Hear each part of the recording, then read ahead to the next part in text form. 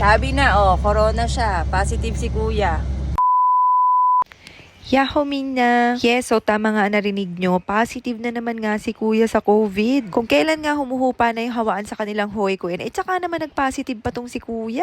Nung kinagabihan pa nga lang, medyo nakakapako na mainit siya, pero wala naman sa 38 yung lagnat niya. Pero eto nga pasado alas 3 na madaling araw, nung yumakap siya sa akin, sobrang init na. Dali-dali ko na nga chinek yung kanyang temperature at ayun, 39.1 kaagad. Hindi nga to normally nagpapalagay ng cold fever sa ulo dahil ayaw niya yung may malamig, pero this time talaga nagpalagay siya, siguro masama na rin yung kanyang pakiramdam. Pinainom ko na nga rin siya dyan ng pampababa ng lagnat dahil lang sama talaga ng pakiramdam daw niya. Simula pa lang no isang buwan, halos araw-araw na nga na merong nagkaka-COVID na kaklase ni kuya. Nag-start na rin naman sila ng mga precautions like pinagmamask na uli sila sa loob, pero syempre dahil dala na rin siguro ng mga pabago-bagong panahon, bumababa yung immune system ng mga bata kaya ang bilis nila nagkakahawaan. Yasumi pa naman yung pedia nila dahil nga ubon Yasumi ngayon. Kaya dinala ko na lang siya sa ospital kung saan ako nagtatrabaho para lang matest siya kung may COVID or wala. So dito sa ospital na to dahil wala naman pedia specialist, talagang ititest lang siya. Positive. Naglagnat ng 39. Corona ramon. Ora. Anta mo, kyotsuken ba? Shei-chan, mask shimashou. Ora.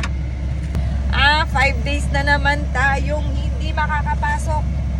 Wala na naman tayong leave. Ubus na naman. Sa isang iglap, ubus na naman ang ating leave. Ayan, kailangan niya magpahinga. Yan yung days na kailangan siya magpahinga. Sa kanilang dalawa talaga ni Shelly, si Leiron talaga ang suki sa corona. So, nililista ko kasi dito yung mga major na nagiging tawag dito, sakit nila. For example, yung mga influenza, ganyan, corona, RSV, ganyan. Sinusulat ko lahat dito.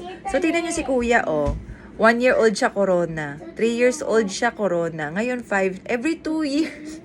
Diyos ko Lord, wag naman sana. Ayan, so ngayon 5 years old siya, ngayon na naman positive na naman siya sa corona. Pero hindi ko naman masisi kasi talagang sa section nila, ang dami na. Ang dami na nag-positive. So akala ko nga malalagpasan ni kuya tong wave na to Pero, ayan, nadali. Biglang nilagnat ka gabi, 39. Yun.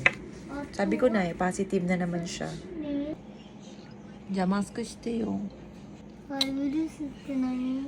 Virus. ウイルス。 Corona. Mabuti na lang, hindi na ganun katindi yung symptoms ng COVID ngayon, hindi kagaya dati. After ko rin siya painumin ng papababa ng lagnat, hindi na siya nilagnat ulit. At awa ng Diyos, masigla naman siya at nakakakain ng maayos. Kailangan lang talaga niya mag-isolate muna para mapahupa yung virus.